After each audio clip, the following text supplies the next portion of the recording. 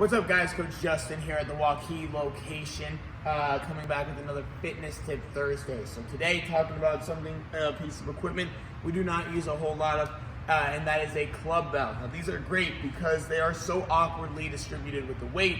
It's going to force you to brace in a lot of different ways that you typically wouldn't have to. Now, for today, talking our Barbarian Squats. So you're going to line up with that weight right in between our feet, toes pointing forward, hinging over to grab that handle. Now from here, we're cleaning it up. The big thing you want to focus on is that knob is in line with our belly button. Those arms do not have to be fully extended, but we want them about 90% of the way.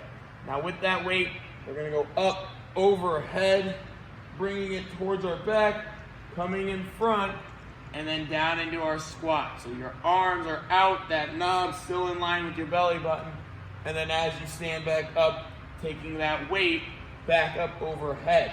Now, the great thing with this, we're getting a leg workout. You're using your legs on those squats. You have to brace your core, because if you come out here in front, not bracing that core, you're gonna round your back, run the risk of hurting yourself.